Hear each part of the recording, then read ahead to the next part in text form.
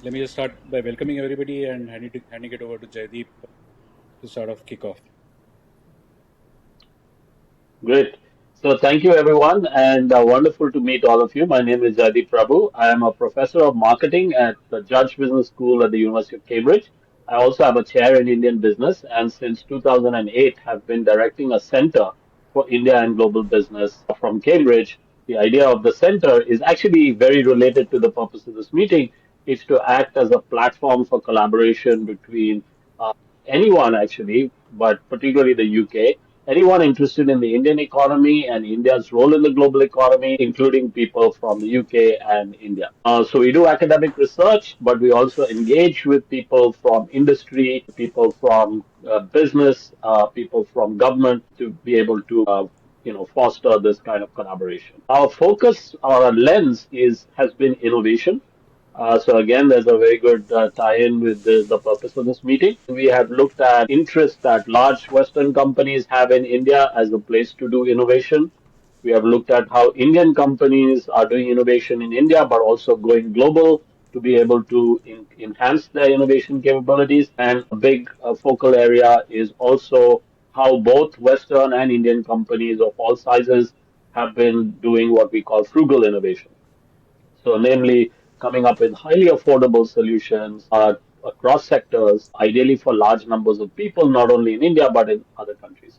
So, having worked in that space for a while, we have now converged on two new areas of research, which I'm sure we'll get to talk a lot about. And I see Serish has also joined us. So, the first one is what we call frugal AI, where we believe that India is pioneering a very unique kind of approach to building AI models and applications, which is frugal, highly affordable, and very relevant to people's problems. We're seeing India kind of develop into what we could call a use case capital for the world where AI is concerned, and particularly coming up with highly affordable solutions in areas like education, health, financial services, etc., and digital public infrastructure as well. The second area, and that's where it's great to have Luisa, is space, the space economy, and how that is rapidly evolving. And again, India is at the forefront there. Thanks to ISRO, many decades of amazing work where ISRO has applied a brilliant sort of frugal approaches to achieving objectives of global significance at scale, putting satellites into orbit, sending missions to the moon and Mars at a fraction of the cost of their other space agencies. And both India's developments in AI and in frugal space are now spawning a very lively startup ecosystem in both areas, working in tandem with government in when we talk about DPI, but also ISRO when we talk about space. So that's a little bit by way of introduction. Really excited about hearing from others on this call and looking forward to how we can take this collaboration further. Thanks so much. Wonderful. Thank you so much, Jaideep. We can have Sanjay continue and talk about himself and the work we are doing. Sure. Thanks, Sriram. Thanks a lot, Jaideep. I think what a wonderful coincidence to bring these things together. We met just about, I think, 4 5 months ago in India, and it's so fast how things have come together. I'm really, really excited. More importantly, I think the frugal innovation and that going into frugal AI and that going into frugal space, maybe if you want to coin that term as well, potentially, is something that I think brings the two ecosystems hopefully together, that is UK and India. And I think this is a very important day. In fact, just yesterday I did a podcast with Serish, and he talked about how 15th July will turn out to be hopefully an important day in terms of the UK-India free trade agreement going live, and hopefully that will start a series of steps. And this initiative of creating this frontier technology network was one of the steps in that direction. How do we create a bridge between the research side, the knowledge side, and the capital side between UK and India, starting specifically with the Cambridge ecosystem, which is probably one of the largest in UK. So I have a small presentation. I don't know if we can put that up, Gaurav, or I can just talk through it. Let me know. We can put it, yeah. We can share it. Can you share it? I'll share my screen. That way, yeah. Yeah. Just a minute. So this is about the AI and deep tech transformation. I think that India is, I believe, about to undertake, both because of the two key parts. One is the innovation, the AI app layer capital of the world, and I couldn't agree more with Jaideep on that view. That given the diversity of whether data, whether other assets that India has in terms of talent, etc., it will potentially turn out to be AI application layer capital, and other being deep tech, where I think things are just kind of on that huge J curve about to take off, practically like space and other such sectors. So, once again, welcome to everybody and to this Cambridge India Frontier Technology Network inaugural roundtable, hoping to launch a UK India collaboration on this very important day. Can we go to the next slide? So I think just briefly, I'll talk about the two trajectories which kind of define the world today. On one side, left, which is mostly west or far west, if I could call it, that is the Silicon Valley and the US. Uh, Companies like SpaceX and Anthropic have probably done 4x, 10x, 100x, depending on how you look at it in terms of value over last decade or few years in some cases. Anthropic just started in 20, 20 much later than others in that sense. But both are $1 trillion in value or actual market cap, which is unprecedented in the history of the capital markets, right? And I know Brishni will talk a little bit about the capital side of things, but I've spent a bit of time on that, and I couldn't help but see that on the other side, Indian markets are a little bit suppressed for last couple of years. The equity markets have not really done that well, and I think we really need an innovation boost. And thankfully, that is coming thanks to the startups, and more specifically in the area of AI and deep tech.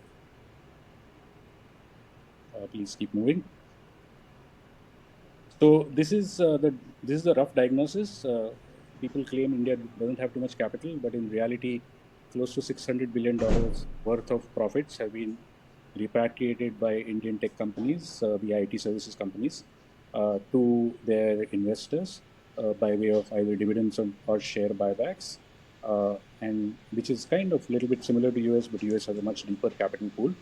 While on the other hand, we've seen far less investment historically going into deep tech and AI, and that's why OpenAI couldn't have probably happened in India, though there was some stake by some of the large companies at the beginning. And again, on deep tech side, again, except ISRO and some other notable exceptions, not much capital has gone in, and not being able to take the risk is one of the reasons in the past, looking backwards. Move on fast. Yeah. So today's, I think, frontier that we look at, and two of these we'll cover is a little bit through the people who are on the call. One is the AI, and as a way to do it in a frugal way, such that it becomes a digital public infrastructure or DPI, and it's almost like AI can be part of the DPI overall bouquet if it's done rightly, and if it's done in a way that is truly useful, frugal, and focused on the right uses of AI and the returns on that. So that is one part. Second part is this space, which is very interesting. That the whole data center space, which was in on ground, is slowly moving to the space, which is so sci-fi actually in some sense. If you look at it, just a few years back, it would have looked almost impossible, but now it looks like it's possible. And the third part being the health and genomics and other such key domains within that. Uh, I think the missing glue to bring this all together, which we hope to cover through this set of initiatives starting today, is a combination of academia, really deep research in some sense, and we are I'm right now in London, and the Cambridge ecosystem has spawned one of the best, I think, between London and Cambridge, one of the best examples of both AI and deep tech in terms of DeepMind, Google DeepMind, which started the whole AI in some sense, commercialization in some sense, and ARM, which is probably the best example of European, UK and European entrepreneurship. So that's one part, the core research part. The second part is the founders and the deep tech teams, which is somewhat represented on this panel today. And the third part is the capital, and we are solving for capital. Once the first two elements are in place, then I think it's almost like the Sangam, which is effectively, I don't know what's the right word, but it's coming together of three different streams, which in India is a place which is known by that, where three rivers come together, one which cannot be seen.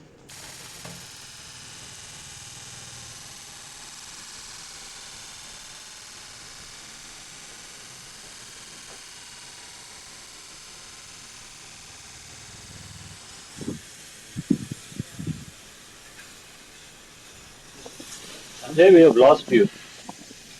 Are you there?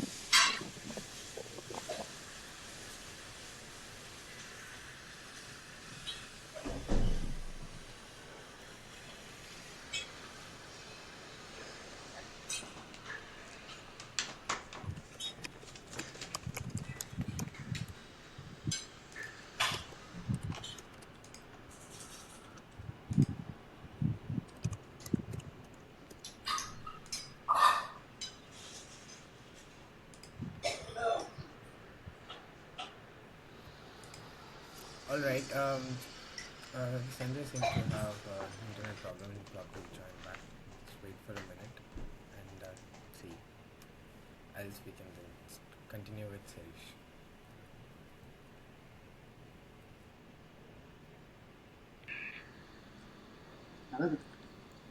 Hi, this is Sanjay again joining back. Sorry for the intermission, but yeah, I guess you've gone to the next slide rightly, and here is, I guess, launching the network, and I would like to then pass it on to, I guess, Serish, right, to talk through the next.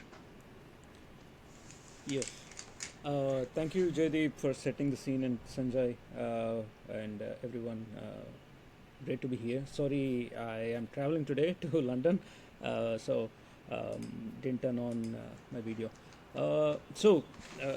Like I said, Jaideep set the scene. One of the things I see when people hear the term frugal innovation, it used to be, but let's say in this case, frugal AI, they often assume it simply means something cheaper, cheap AI, or doing something for very, very less. Or it is mostly about small models or doing AI exclusively with fewer resources. There is yes to some of that, but frugal AI is much more than that. Frugal AI started off in 2023, basically me thinking, what if you don't have the resources of Silicon Valley? How do you still get to do large language models or the things that are coming out of Silicon Valley? So it was that. But then over the last 3 years, together with Jaideep, my colleagues Elizabeth and Arjuna and everybody, and talking to industry and policymakers, this has evolved into its own framework, its own idea. And what I start to think about, and what I think frugal AI is, it's about designing AI around purpose, around context, around outcomes, and what I call institutional capacity. So it asks a simple question: what is the effective AI system that is needed to solve a real problem? That should be done in a very reliable manner, and that should be done affordably and responsibly. So this is the criteria. And then, of course, the dominant AI conversation today is still centered on bigger models, more compute, more data, because that takes up so much oxygen everywhere, in print media, on YouTube, on LinkedIn, and everything. Of course, all of that has they have impressive benchmarks, and they have that has real value. But most organizations, actually, that we have seen so far, are ending up only at demos or proof of concepts, pilots, whatever you might call them, and they are failing, and they are not failing because the model is not technologically capable. The model is really technologically capable because the model technology is going at exponential scale. The main thing is they're failing because the institutions are not able to absorb the technology. This is what I have found. So, I mean, different reasons. Data is fragmented. Even in the most digital, transformative companies that we know, data still are sitting in silos. There is no proper workflow that has been mapped. They're not ready with that. And of course, employee buy-in, staff is not trusting it as much as they should. So that's there. And the paper that we did with UNICC on total cost of ownership, return on investment, and tying them to the impact metrics, very poor understanding of total cost for their projects, especially when it's when it's ready to scale. So these are all issues, and of course, people have been talking about accountability and human in the loop, and those are really unclear because you need trust in the system. If you don't have accountability, then there is no trust. So all these things, and you don't have the right infrastructure, and what happens after the pilot ends. Those are all the things. So this is the reality, and Frugal AI comes from this reality. It begins from this reality. Okay, these are the things. So then what do we need to do? So as AI begins to get accelerated, and all these questions are starting to appearing, who is this technology designed for, and what resources does it assume that are existing, and can it work outside well-funded technology companies? We are seeing even in the West, in US and Europe, it's not the case. Everywhere, everything is getting stalled, again, because of all the things that I talked about, non-technology, non-compute related things. So together with colleagues here at CJBS, and so we established the Frugal AI Hub to do this in a very research-oriented but practical frameworks, applied research, through partnerships and real-world experimentation. We want to do this. We at the Frugal AI Hub look AI as a full system rather than simply focusing on models and compute. And this system includes data, infrastructure, people, processes, organizational processes, governance, risk compliance, energy, infra, maintenance, your OPEX, what is happening, not just a CAPEX, but also OPEX, long-term ownership, all these things. So yeah, I think maybe I'll stop at that, but this is the work we have been, and we are collaborating both on the institutional, industrial, and enterprise side of things, how to deploy and scale AI, but also on the public sector, digital public infrastructure side of things as well. So I'll stop there. Thank you very much. Thank you so much, Serish. Now we can have Srinivas from India, who is the founder and CEO of Vegan Labs, to share some thoughts on this. Over to you, Srinivas. Yeah. Good evening, good afternoon, everyone. I'll just tell a brief, introduction to myself and then what we are doing today. I worked in Hewlett Packard and Dell, building large-scale systems around the world, homogeneous reservation systems, some of the banks in UK, built large-scale ones, and later in 2008 I decided, let me do something locally here. So I was a principal architect for Aadhaar, so we had to solve many problems, right? Complex problems we solved Aadhaar, and after I tried to replicate Aadhaar, working with World Bank and ADB in many countries, the global south. Start with Africa, Morocco, Togo, then we went to Philippines, Malaysia, Timor-Leste, Fiji, everywhere. One of the common problems I found all these places were, island nation, energy was a constraint. You had limited amount of energy available. Land was a constraint. Power was, of course, the power was an issue. I said, how do we solve all this? I think many of the RFPs we wrote, I tried putting constraints. People said it's not possible. I had to withdraw a lot of, this thing, because I said it's a constraint. Nobody solved it. I said, why can't we solve it, right? Almost a decade back, we started research on energy efficiency and building, I was efficient infrastructure. And how do you do that? One is innovate and actually demonstrate and show. So we created a concept of micro data center, because energy fundamentally is distributed in nature. Why can't we create small data centers which are as good as anybody else, which meets and exceeds the standards of the hyperscalers, but which achieves the same efficiency of a hyperscaler? And we can't build a demonstrate. So in 2021 in Mysore we built a micro data center, which works on 6,000 square feet of land. That's it. Runs fully on solar power. Built using sustainable materials. Uses zero water for cooling, and we run AI workloads. And we run in kilowatts, not in megawatts. And we do 10 billion messages per second, per day, per month. Next to UPI, a small place. And just focus has been, grounds up innovation, going back to the fundamentals, right? Of fundamental math and physics. If a data center will still built in certain way, is it right? Can you do better? So from the building, the bricks, electrical systems, the cooling systems, everything we back to the engineering, fundamental principles, redesign everything from scratch. We did all of them, and what required was a software to control everything. The monolithic, which was never, we built everything from scratch. In the control system we built, the BMS we built, pretty much everything. Last year, just like Google created DeepMind, I think at the same time, it's a coincidence that we created an AI engine called Power. Almost the same time, Google created, called PowerMind, which was actually energy optimization AI engine. Not an LLMs, basically deep learning models, we built it. And LLMs came into the picture, we were already there. And a lot of customers wanted, energy efficient AI infrastructure. We were already there.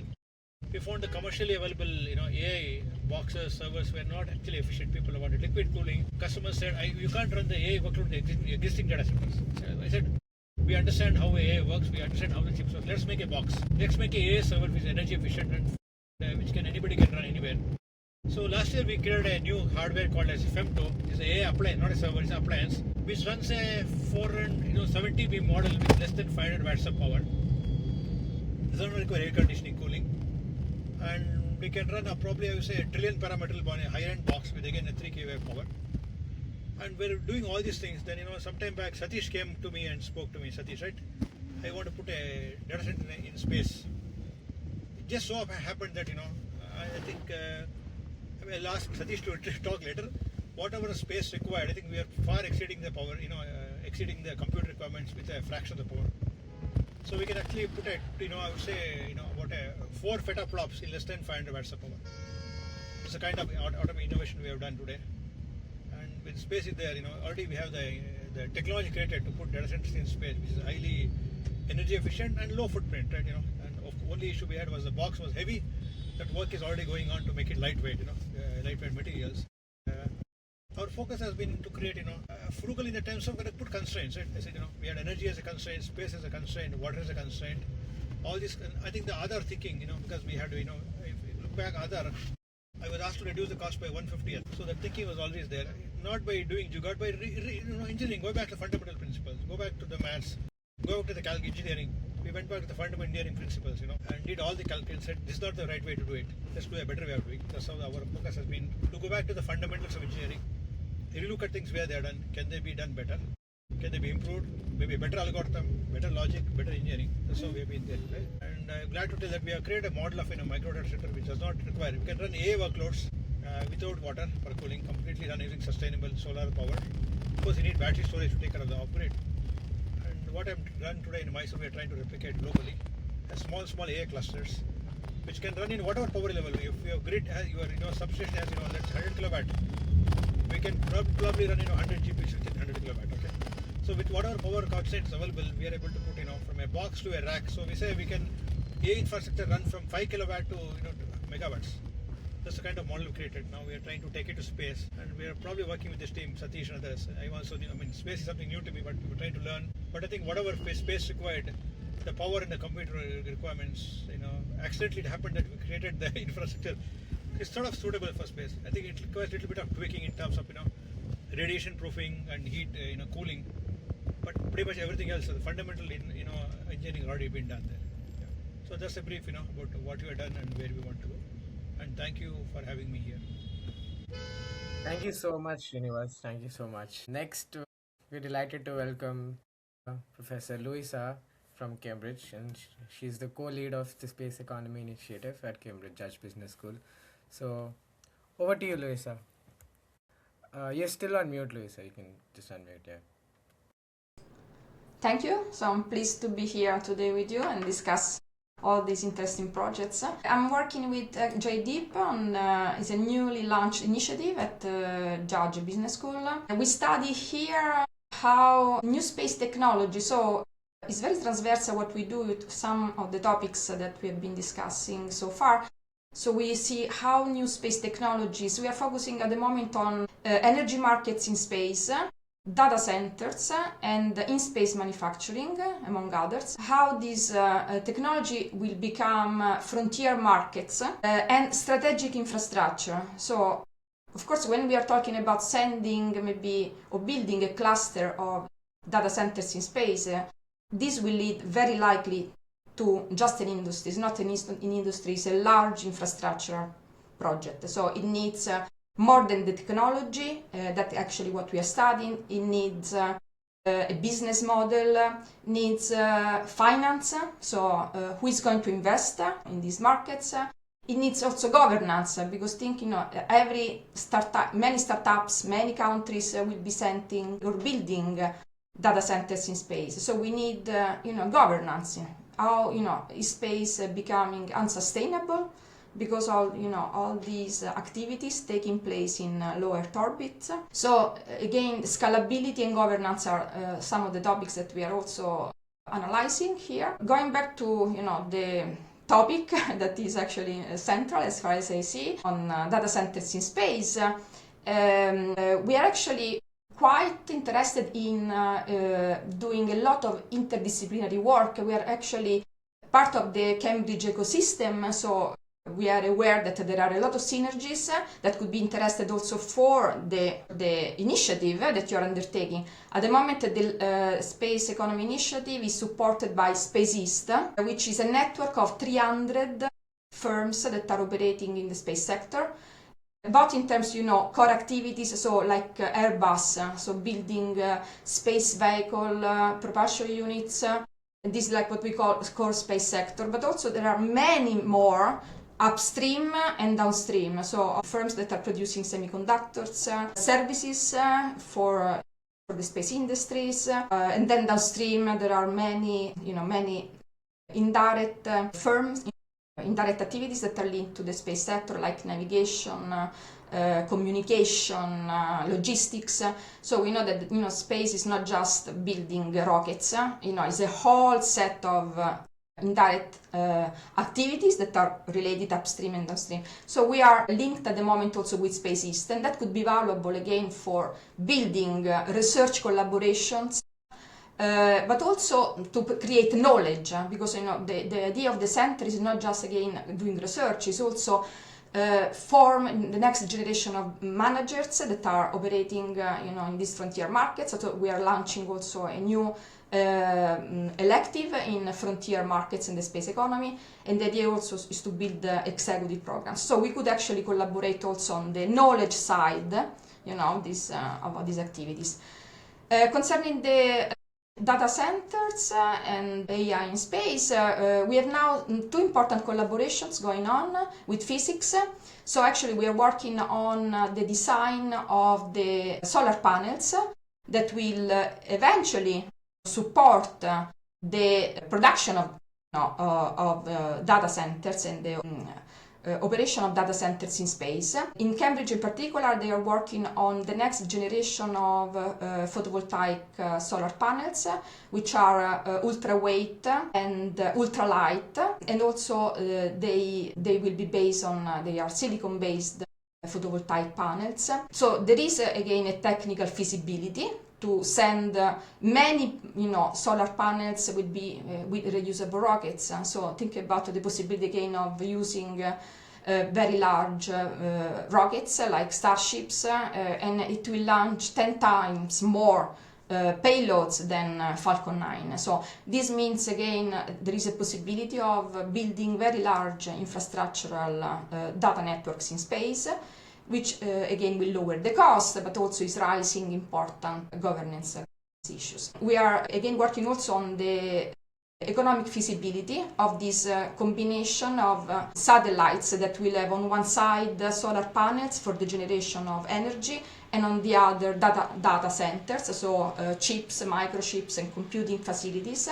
So that is also part of our research. We are working with the Energy Policy Research Group at the Judge Business School to see whether this new infrastructure, which is again is not just producing energy in space, but also using energy on site to support the generation of data through computing in space, whether this is economically feasible, and more importantly, whether there could be some, there is a role for governance here. So whether procurement, public contracts can actually support an open market. So we would like to avoid, what's going on in the US of a vertical integrated space market, where there is one large company, SpaceX, that is launching the rockets, but also at the same time in a vertically integrated market, dominating the control of the satellite industry.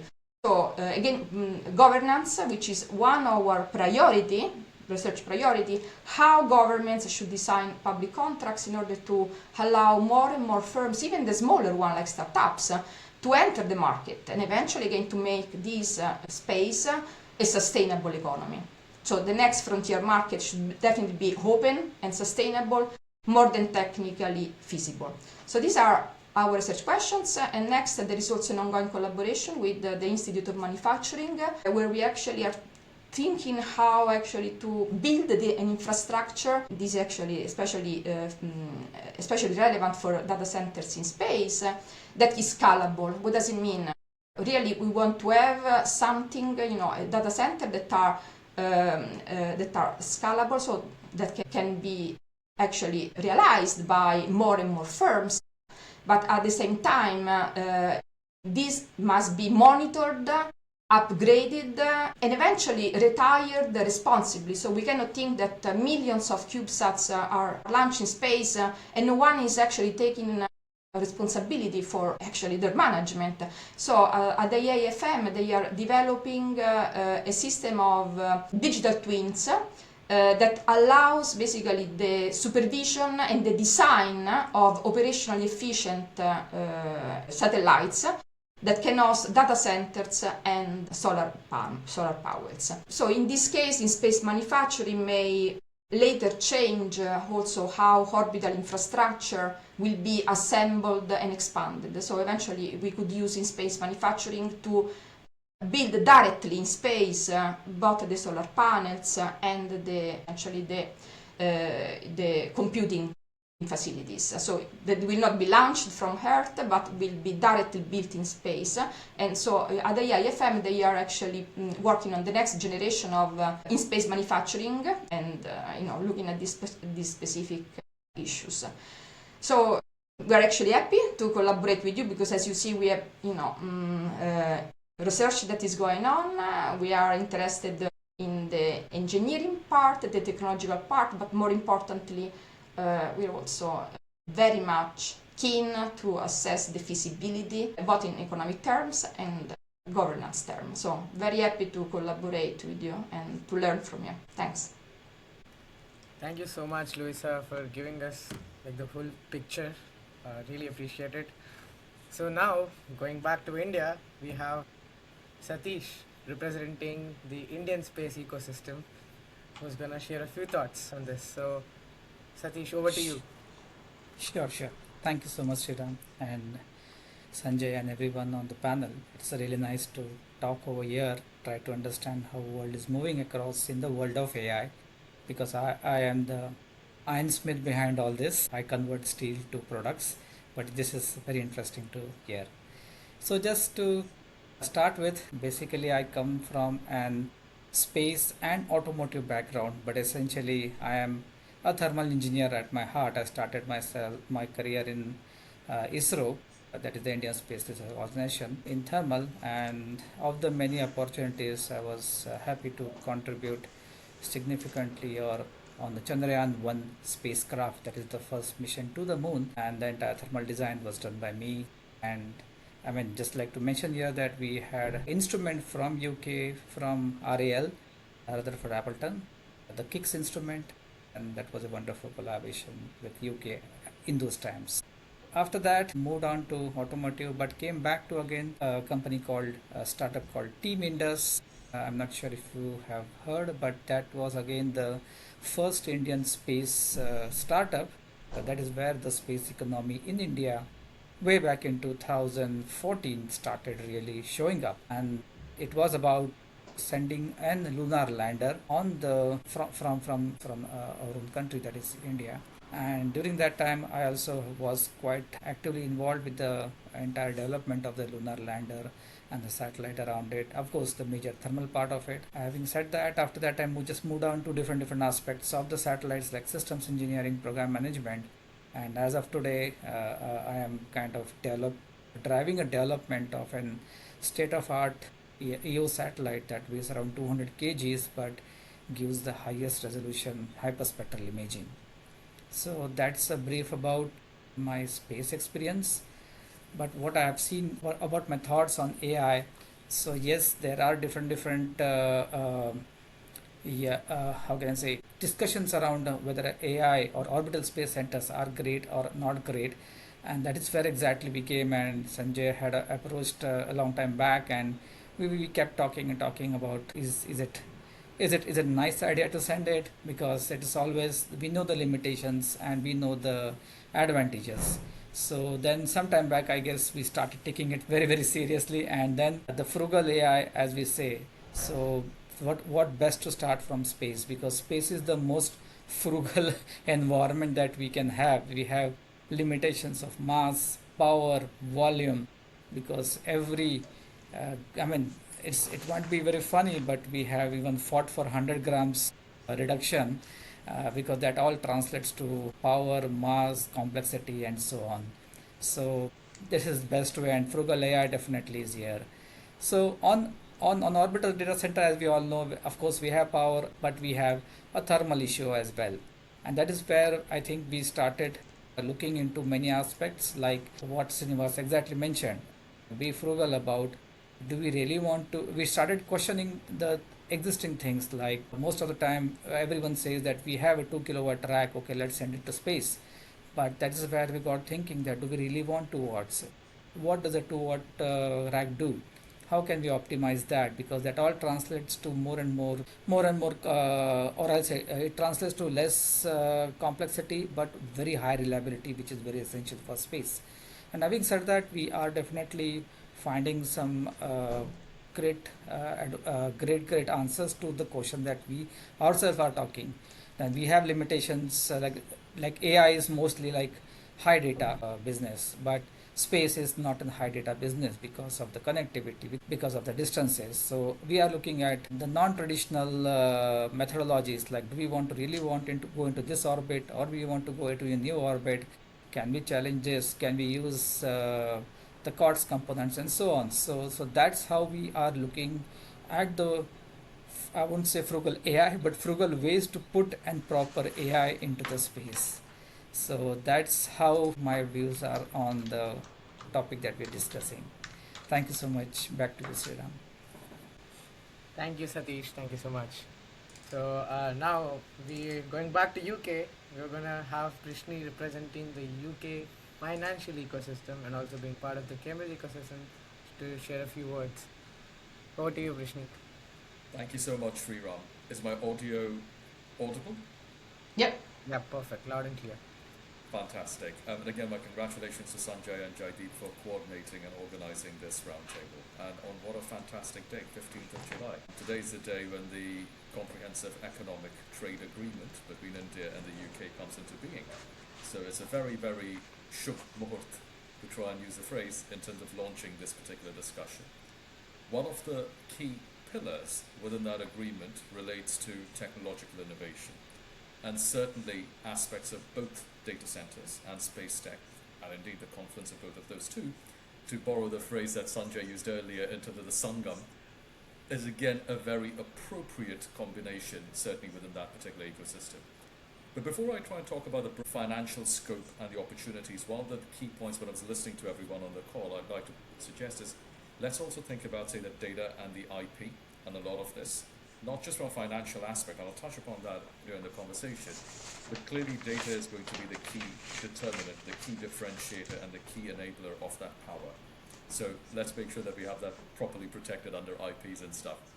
Now, certainly when you look at, say, the traditional financial ecosystem, it's usually been the case that there has, in the past, been a differentiation between, say, how AI, data centers, hyperscalers, I'm including, notwithstanding the differences between those three, I'm including them under one broad bucket, and including space under a slightly different bucket. And there's been a slight variation in terms of how these have been funded.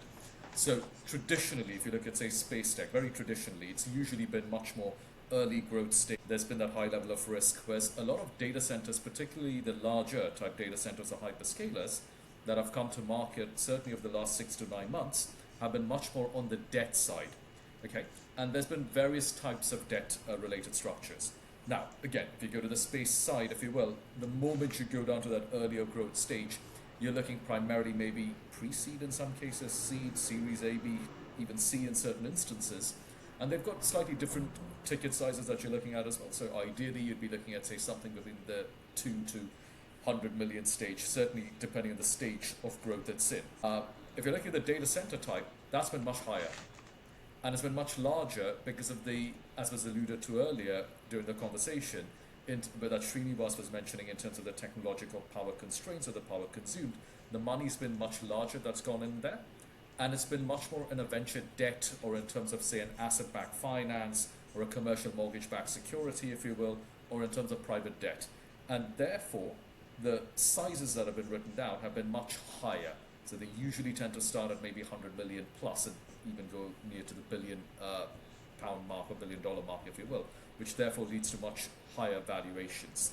It's not to say one is better than the other. They're just different in terms of how they've been funded traditionally. So let's go back to the first piece in terms of space tech and the equity heavy, a bit more on the venture capital side of it there. Now, Cambridge has a very proud ecosystem of multiple independent and linked to the university type angel networks, venture networks, which have been looking at these areas. Clearly, the UK, with its presence of large asset managers and venture capital firms, can also look at the venture warrant or the private credit type transactions that goes into the hyperscaler type data centers or frugal data centers type piece as well.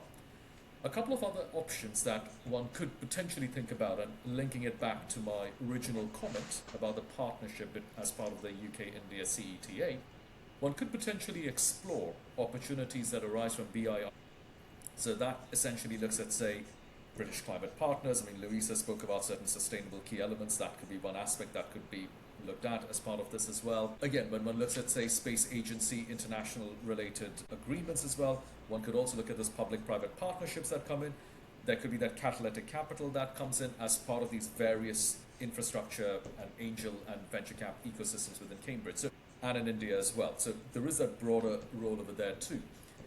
A key element that one could, since the mention of sustainability was mentioned earlier, I'll just try and check that box off if I may, without trying to marginalize it.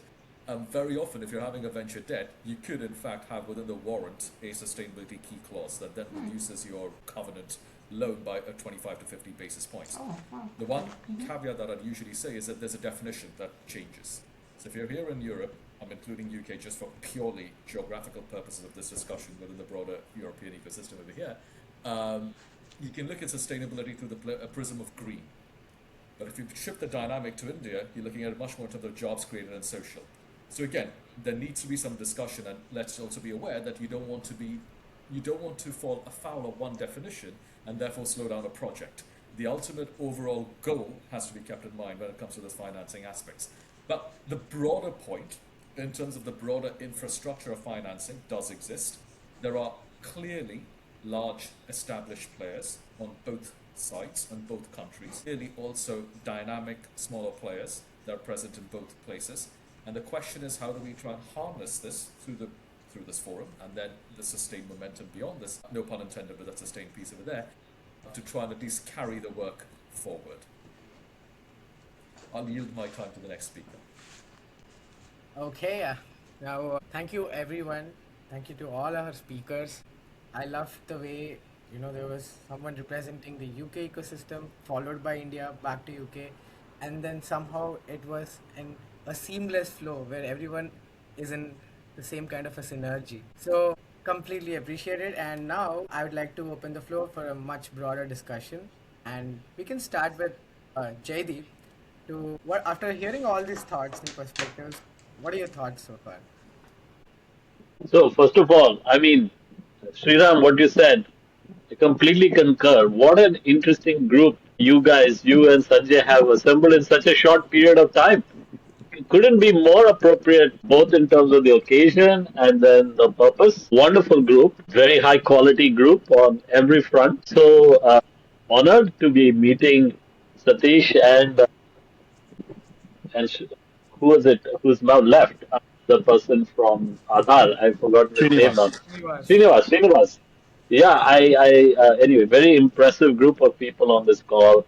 Brishni, wonderful to hear your views on the financing side, and you, of course, know both of the two ecosystems. Luisa, it's amazing. I didn't realize some of the things you said about IFM and manufacturing, and of course, I see you every day and still learn something from this. And of course, Sanjay, your vision, amazing. And Sriram, you're the guy who puts it all together and drives it. So I think we have really a wonderful basis here on such a auspicious day to take this forward.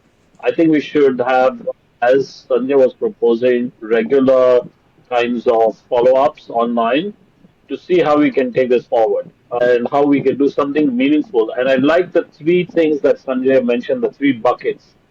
I think on the AI and DPI side and on the space side, actually, there's some overlap and there's some connections. But there's a third area we didn't talk much about, which is health and frugal health, where again, India is something of a leader in the space. And boy, does the UK and do the West need some of those solutions. I mean, the fiscal situation is unsustainable, particularly when we look at health spending in the UK, not to mention the rest of Europe and the US. And I thought for a long time that India has a lot to offer there. I think maybe the timing is right to focus on that too. And then, of course, just to say that Cambridge, at this end, Cambridge, London, but Cambridge and London, or this golden triangle, but particularly Cambridge, is a great partner to have for the Indian side because in this small place is concentrated the research, the entrepreneurial activity, the financing, and then when we run short of things, we can always go to London and draw on people like Brishni and others from that ecosystem. So I think we're off to a great start. I'm keen to hear what others think about what our next steps could be. Back to you, Sriram. Yeah, absolutely. Thank you so much, Jaideep. Amazing. Sanjay, you can let us know what do you think after hearing the word show. Yeah, so I mean, I echo completely what Jaideep said. I don't think we could have put it together, Jaideep, without it sort of being something like an idea whose time has come because really it just happened actually. It's incredible, and I completely agree. Really, really high quality discussion. Understood so much from Luisa, so much from Brishni, despite having spent decades in financial markets. There are always new things to learn. And of course, Srinivas, Serish, and Satish, of course. So I just have one question for Satish actually, and I think not too many people realize the importance of heat rejection, as it's called, in space. And maybe if you could like take a minute and talk about why it is so important, because I think in all the talk about space and the fact that there is abundant solar energy and other things, I think people miss out that the real critical choke point is probably the cooling. Okay, I will maybe try to go from the fundamental principles. So we are very blessed to be on the Earth surface where we have air around us. So basically, to go back to the fundamentals, we have conduction, which is heat transferring through metals. Sorry, through materials. Then convection, where the fluid takes away the heat, and of course the radiation, where it doesn't require any medium. Now, on Earth surface, most of the time, convection is a very dominant heat carrying or cooling process for us. We are not happy with the temperature. We switch on the AC, we switch on the ceiling fan, and so on. Up there, you go in space. That's lost. So the fundamental heat carrying agent is now lost. So you have to depend only on two elements, that is conduction and radiation. But again, it boils down to only radiation that you can throw into space. Now, radiation has a very strong limitation because it is a function of temperature and so on. So there are complications to it. So if you had to take a scale of how on the Earth how the cooling happens, so almost 70% of heat, let's say any body is there, that almost 70% to 75% of heat is rejected by convection and the rest 25 by radiation. But now you are taking away a big component, you are left out with a small. So to compensate that, you have to, of course, increase something, or you have to compensate with something. So that's where the challenge lies in space. that we don't have convection and we have to depend on radiation.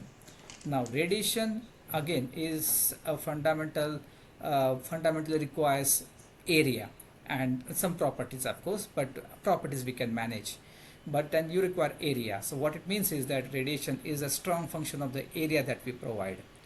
Now we go back to the limitation where we say we have a very small area, we can pack everything in a small area. So what happens is essentially you get a very limited area to reject the heat to the space.